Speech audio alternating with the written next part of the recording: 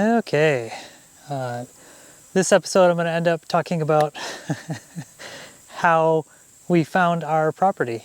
A lot of people ask us how did we find this property? Obviously, even right here where I'm at, the bugs are.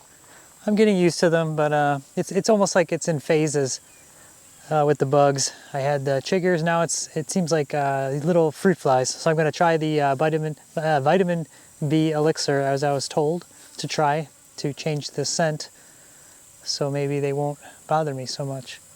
But the sun's out a little bit more now, so I don't really feel them. They just kind of followed me. The shade's right over there. So, but how did we find this property? Big help was there's that book by Joel. I want to say, I can't pronounce his name, but I'll post it in the comments below. It's a strategic relocation. I mentioned it in my quitting my job video, but that book is very helpful. It breaks down the country, pretty much the world, but mostly the United States, in safe areas. And it ranks each state by a lot of different criteria. And a lot of it is politics, crime, this, and it gives each state a ranking. And believe it or not, Arkansas, where we're at right now, had the same ranking as Wisconsin. So that really wasn't it. The book did help though, but if you read into the book, its main focus is surviving nuclear war, end of the world type scenarios. And as I stated, that could happen. It could happen tomorrow. But at the same time, my wife and I could live until we're really old. And we wanted to find a place that we really liked, not just the kind of the whole package. We liked the terrain, the activities to do, and the people. And as you can see, one of the things that my wife and I loved, we always loved hiking in the mountains. We took vacations. I used to live in the Pacific Northwest, so I've taken my wife climbed up Mount Rainier with my wife.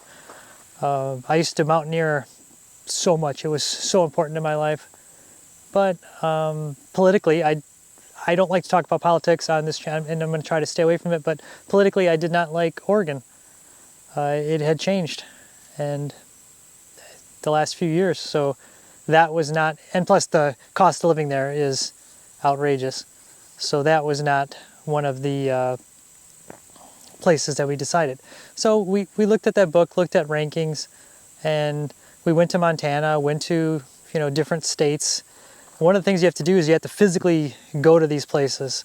I would never recommend buying a property sight unseen, area unseen. Once we narrowed the search down, so then we narrowed it down to the state. And once you get down to the state level, we still used a map, two different maps. I used a map of the Ozark mountain range because we wanted mountains. So we broke it down to which counties the Ozarks covered. And then I used a population density map. It's not that we don't like people, we do. If you're in the area, stop by. We love people, we love company. But the less population density in our minds, the better. Less crime, less, just different things, and not as crowded. So that was one of the factors. And believe it or not, the area we picked is not the least populated. We looked at some other areas that were way less people, and it just wasn't for us because we still wanted some people. So that was the big thing. So we kind of like overlaid the one map onto the other and kind of found some areas, and then we narrowed it down to like a triangle. And I think for us it was kind of a weird shaped triangle. It was in Arkansas. I'm going to draw this really bad, but it was northernmost and west was Harrison, and then dropped down to about Jasper, maybe a little south of Jasper, to the Ozark National Forest, and then cut over to Mountain View, and then up to Mountain Home, and then back. That was our grid. We had visited all those places, and we liked all of those places. And in the middle of all those places, there was a lot of properties. So we started looking at those.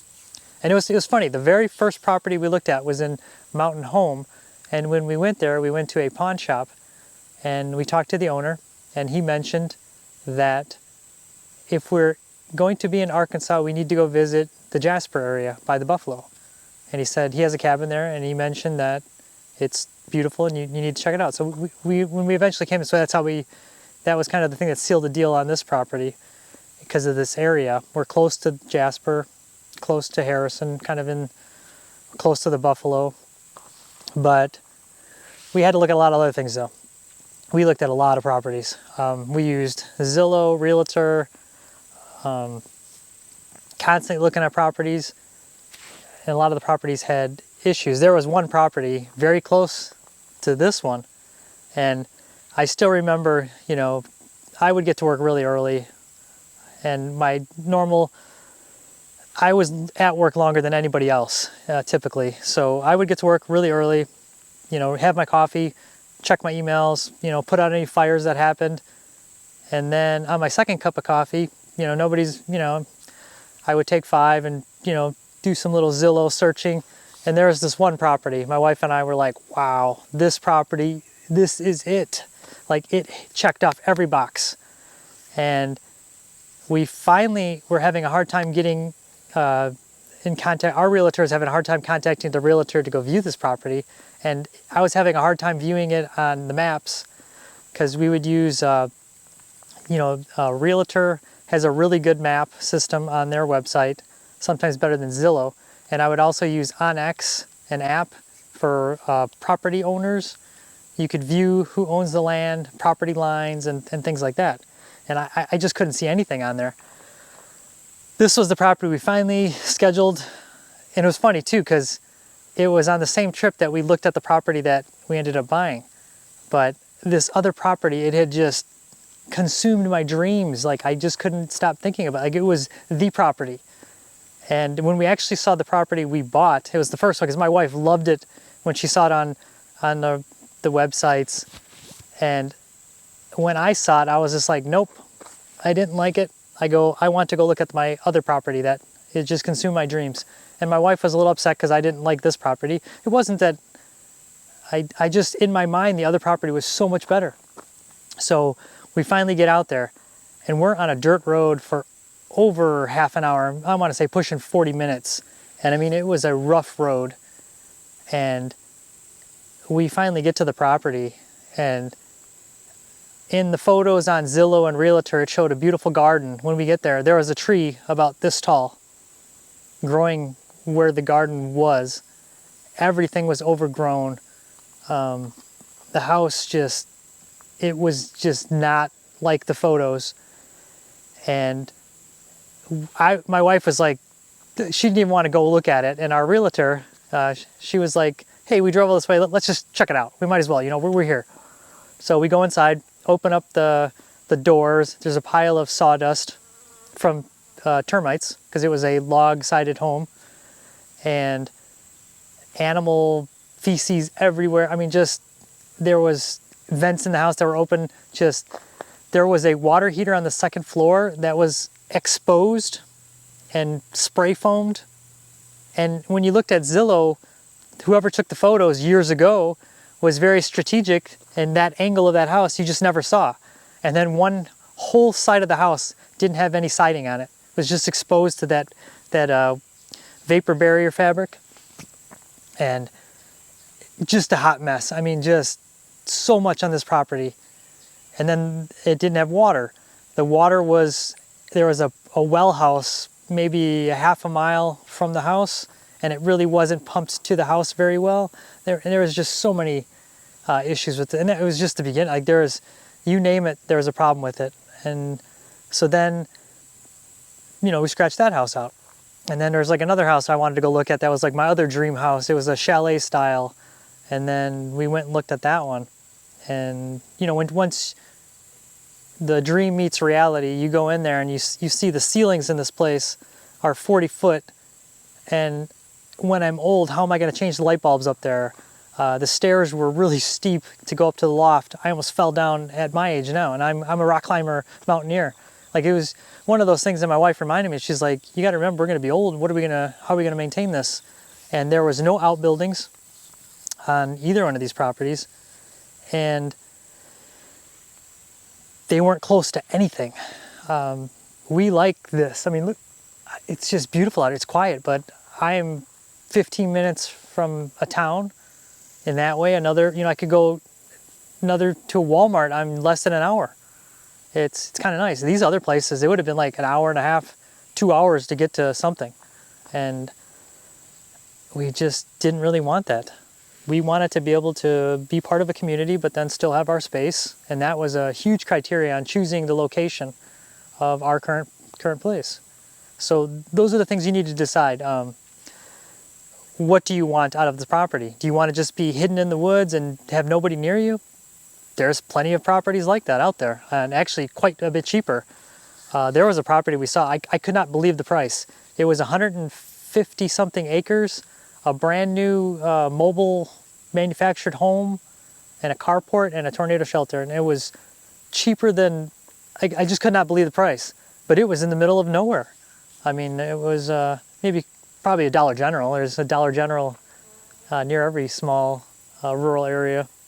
But we didn't want that. We wanted to be part of a community, but still have our space, because we learned in our previous area that quiet country road that you live on 10 years ago is now a super highway, more or less, today. So the reason we wanted more land, we wanted a minimum 20 acres. That was our bottom line. Our previous place had 40 acres, and most of it was a buffer from the road that used to be quiet, and now it is not. Out here, I'm about a half a mile from the road, the main road. So I like that. It's a good buffer for the future. I'm assuming, driving around the area, there's some new builds happening in this area, but most of it looks like vacation cabins. It doesn't seem like that much of most of the permanent residents are well established, but a lot of it looks like small guest cabins or rental cabins, which I'm fine with. But it's one of those things, and that was the other thing, we want it to be on the end of a road or a long driveway.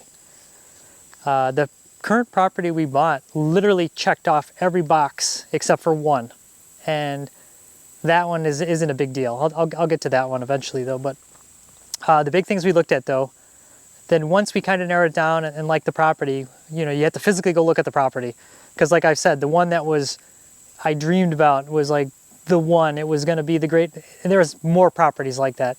I would say we probably saw about 10 properties that were just complete, like the photographer that took the realty photos should win like a Pulitzer Prize for being deceiving, because there was one where it had a guest cabin on the property, and the way the satellite photos, you couldn't see anything. And when you looked at this property, because I used to remember having my coffee, and at work I'd sit there and look at a couple of these properties and just kind of just dream the dream, and it's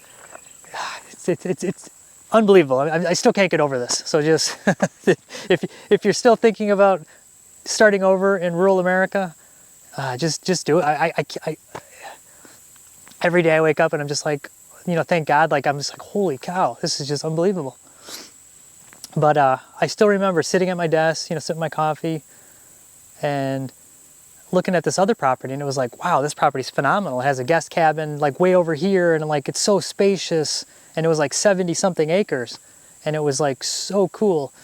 And we get there, and it was just in a weird area we just didn't feel good about. I don't know how to describe it. And then we go down the road, there was a property with I'll just say lots of stuff encroaching on the road, old cars, parts, whatever, just garbage, whatnot, just right to the road. And then as soon as you went past all that stuff, the road just went straight down, and then you had to hit your brakes, and that was the property. And they were right on the edge, and that cabin that looked so spacious looked about half the size in reality, and your car is parked like this, and then you look, and you could literally reach out and touch the guest cabin to the main house. It was so close. Like, the photographer must have used like the widest lens, and it was just very deceiving. They could have just taken a nice photo and just showed everything how it was, and I probably wouldn't have even gone out there. And now that property is still for sale, so it's probably, I'm probably not alone in thinking that. And there was just some really bad things on the property, the way that it was built and things like that. In these areas, in the county we're in, there is no building restrictions, which is a great thing, and it's a bad thing. So that's another thing you need to watch out for. Get an inspection done, which we did, because there's no building codes.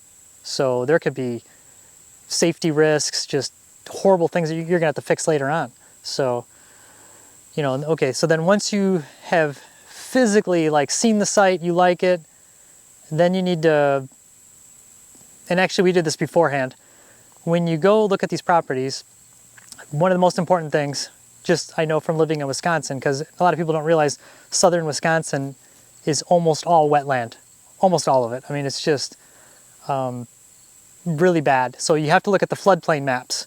So go to the maps, go to the satellite maps, zoom in, zoom out. You know, are there commercial farms near that are gonna, you know, have hundreds of pigs on the property and, you know, do all kinds of spray manure, you know, like just things like that you don't want to be near. You know, we personally did not want to be near. So we would kind of keep an eye out for those long commercial farm buildings that they would, you know, fit 1,000 cows in a little, or a million chickens in one of those little things. We did not want to be near that. And luckily the area we're in now, it's just not allowed here. I mean, it's just not here. And you gotta check the floodplains. You know, if your property is 40 acres and 1/3 of it is floodplain, but your house is way over here, it's not a big deal. Our Wisconsin property, it was about 1/3 of it was floodplain. Nowhere near the house, nowhere near the barn. We've never had water in the house ever. So that was the big thing, check the floodplain. A lot of the houses that we looked at online, not in person, because you would look and you'd hit the floodplain and all of a sudden the house is covered up in floodplain. And you're just like, holy cow, you know, that in your house, you could flood. So that is super important. And then we wanted a water source on the property. So we had to look for a creek. It was a strong want, not a need, but a very strong want, because the prepper and me, 2 is 1, 1 is none. You know, if you just have a well on the property or rural water like we have, you want to have, and our property is a little weird. We have rural water and a well, and then we have a creek. So it's kind of the best of all of it. So that's another thing. Do you want a water source? And then the other thing we looked at, and we thought long and hard about this, jobs. We knew my wife could keep her job. My job, we were not sure it could happen. So we had to plan that, hey, I may have to retire early and just resign. So we looked around, and pretty much all the areas we liked, there wasn't really any jobs in my current field. Like, yeah, I could find something. I can go to Dollar General, whatever. Nothing against that. I couldn't stay in my current field is what I'm getting at. And are you prepared for that? That's one of the things you really need to look at. The best jobs in the rural areas are the job you take with you. Unless you are in like the medical field, nurses, they can travel, you can get a job anywhere. Are you an electrician? You could start your own practice anywhere. There's a demand for everything like that. As I was speaking to somebody, you know, if you don't think you can keep your job and you're crafty, maybe there's a gap in the area and a need that needs to be filled. Or, as I was told, you create the need and fill that. So there's always something to be done. But we thought long and hard about that. That's a major criteria, is there might not be any jobs. All the really cool, remote, awesome places, there's not a lot of jobs. So, and when we looked in Montana, I remember somebody telling me, they're like, oh, the best job in this town is $10 an hour, and if you don't want it, there's 100 people that'll fight you for it, you know, because there was nothing else. And that's just one of those things. And, you know, in a city, you might get paid $25 an hour at McDonald's flipping a burger, nobody's going to do that out in this area. Minimum wage is minimum wage. They don't need to, you know, bump it up to 25 bucks an hour, because you just can't get anybody, like in the cities in like Milwaukee and Chicago, where they just can't find people, and they'll just, the pay is just crazy. But as stated, you know, that's a major factor in your move, you know. But on the same note, things in general, you need less and they cost less. So you're not going to be spending as much money. So you can't think of your mindset of living in the city, living in high populated areas, and it's just not the same here. We looked at properties in Arkansas that back in our old neighborhood would have been a $1.5 million. There was one property I saw, it was 50 acres, end of a road, huge, you know, just phenomenal property. The house was just, everything was phenomenal. I mean, it was like a $1.5 to $2 million property back in Wisconsin in Kenosha County. And it was $499. And it had been on the market forever. And you could probably make an offer for, you know, $450 and they'd probably take it. Where back in the Wisconsin area, if a property's $499 and you want it, you have to offer $550 or $560. You have to offer way over. It's just a different world. But because I know personally, I've worked with people that made well above six figures, you know, and just crazy money, that lived paycheck to paycheck. You know, they drove the new whatever car, had the, you know, everything, you know, ate out every single day, you know, the latest and greatest and everything. And, you know, out here we're happy with our old truck, and, you know, like I said, I dream about a Bronco, a new one, you know, someday. But that's one of the things you gotta think about. You know, your cost of living should go down, you know, unless you're going to, you know, use a lot more energy, a lot more resources. You need to have a fancy car. You know, if you can live without those things, you could get away with a lot less. But the first thing you need to do is kind of narrow down a region, and then physically go to that region. And what we did is we found these regions we liked, and then we rented cabins and stayed there, you know, for a few days. And then while we're there, went to the town, went to the Walmarts, went to the closest Walmart, you know, just to kind of see how people are, how things are. Can you buy the same things that you're used to? My wife has a gluten allergy, so we were really surprised in Arkansas and most places we went to. They're gluten-free stuff at Walmart in the grocery section. It was actually better selection than back home. Back home, most people thought gluten-free was a diet fad, not a, you know, a dietary, you know, not an allergy. So, or a medical condition like celiacs, which, yeah. But yeah, so that's a concern, you know, can you still get some of the things you like? Because so far, we're not lacking much in this area, like just what we need, you know. Like I said, I had UPS delivers out here 3 days a week. That's pretty cool. But there's some areas it's probably not as often. So you need to determine that. Do you want electricity? We have above ground power lines, and then as we get closer to the property, they drop and then they're in the ground. Something with once you're close to the Buffalo River, they go underground. I was told something like that, but pretty much every other property we looked at in Arkansas, the power lines were above ground. It's one of those things I didn't want. That's why I'm glad our current property has it buried. But at the same time, the lines, because of trees and stuff falling during storms, our last property we had buried lines, which was nice. So if a tree fell on the property, it's not going to take out a power line. Or must-haves for the property. I told you the creek or second water source was a strong must-have or want. It wasn't a deal breaker. We wanted to be on the end of a road, long driveway. You know, we wanted to be the last house on a dead-end road. The one thing that we did not meet was the mail. I wanted the mailbox on the same side as the property, so you didn't have to cross the road. Because our last property was on the same side as our house, and cars would just zip. The speed limit was 45 and cars would just zip by at like 60 miles an hour.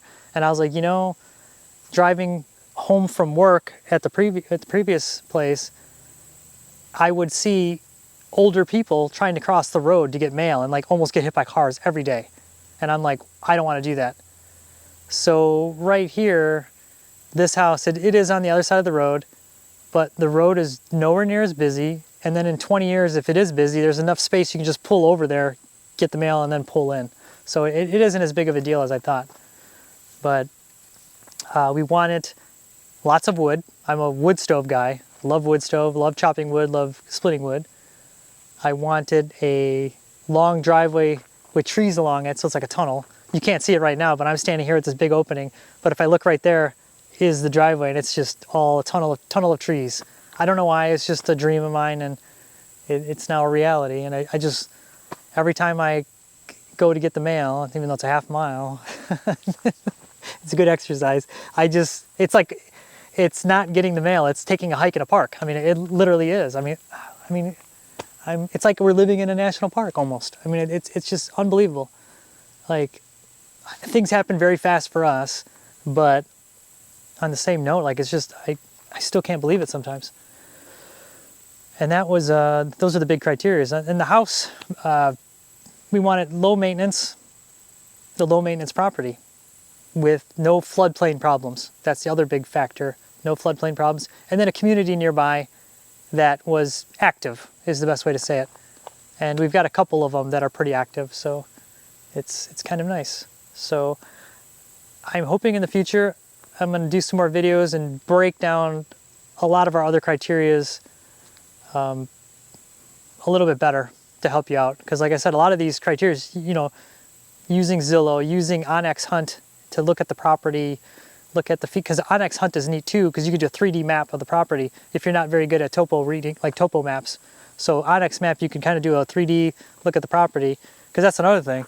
I mean, this drops off right there. In this area, there's a lot of houses that are built like on those hills. Our current property has a nice flat area. We wanted some usable acreage, but we wanted more of it for a buffer. So we would have been happy, all we really need is like 5 acres, but we wanted a minimum of 20 just to have that buffer. Because 20 years from now, who knows, this area could be the next hot spot and people start building up everywhere, and 20 acres gives you enough elbow room, you know, for us in case it gets busy. So, which the way the world is and the way the population's growing, it someday will be. Like, it's a possibility. But on the same note, the areas that get busy are the areas that have jobs. So if this area stays the way it is, I don't know how remote work is going to go. I mean, my wife's company, it's all they do is remote work. I still know lots of people that work remote, so change it up a bit. Now you can see the driveway behind me. As far as remote work, I don't know how that's going to go in the future. You would think that it's going to become more common, but my previous employer and a lot of employers, they just think that people don't work remotely. When I worked remotely, because I did work hybrid, I ended up working way more just because you don't take breaks. You don't chit chat with Bob at the coffee machine, you know, it was funny. And my wife, like, that's why I'm out here right now. She's working, she's in her office. She works. There's some people that do abuse it, but most of the people don't, and they end up working harder than a lot of other people in the office. You really need to decide on those things when you're looking at property. You know, are you just retiring, you don't need a job, then you can pretty much pick anywhere, but, you know, the important things. Go physically look at the land. It may be your Zillow dream property, and then, like I said, you go there, because I wish I took video of some of these. I didn't. They were just so bad, like, just unbelievably bad. Like, there's diamonds in the rough, and then there's just a complete, holy cow. Like, some of these properties. There was one property we went to. It was the other property that was our dream property. There was this other one, and we really liked it, but it had went off the market because the people selling it were having some conflicts. And then it finally came back on the market again. And it was also the same time when we were looking at this property, because we tried to plan multiple properties to look on one trip. And when we went to that property, we took my wife's little Hyundai little all-wheel drive Kona, little SUV. We bottomed out in the driveway trying to get to the house, like hard bottomed out. And it was one of those where the all-wheel drive was like working insane. So the other thing is accessibility.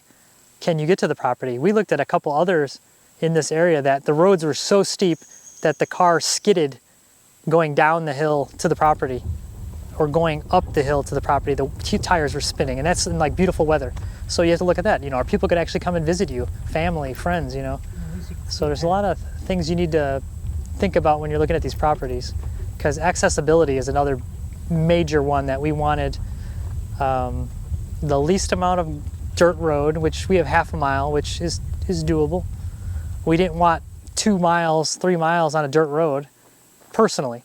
You know, just, yeah, because that's a major one, because there's a lot of these properties that you don't realize that you go there and you're crossing water, you're on dirt roads. I mean, it's just, that's every day. That's Monday for you. You know, you want to go to town, you got to cross that little water swell there and drive on that gravel road, and you know, and it's not a big deal. But we didn't want that, because we have some friends that want to come visit that have just cars. They don't have SUVs or trucks and stuff like that. There's a lot of properties you have to have 4-wheel drive and high ground clearance. So hopefully this is helpful. I could rant and keep going on, but I'll try to save for some other videos and kind of break down some more specialized criteria, because I guess the prepper in us had some other criteria when looking at properties that this current property did meet, but it wasn't the main. The main focus was just living. We wanted to have a good life and a good community, and we found that. Oh, man, I still can't get over how quiet it is out here. And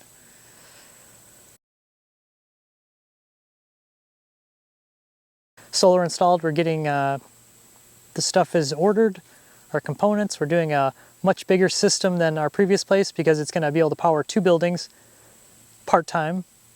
Well, it would be full-time, but the main focus is it'll power our main house way longer than our old system, because if we lose power out here, it could be a while. And we also wanted a big enough system that if we lost power, we could still run our freeze dryer, because once the goats are here, we need to freeze dry that milk. That's for us, that is the best preservation of the milk. But yeah, I'm gonna end it there. Hopefully this was helpful, because I know finding the property is a tough thing.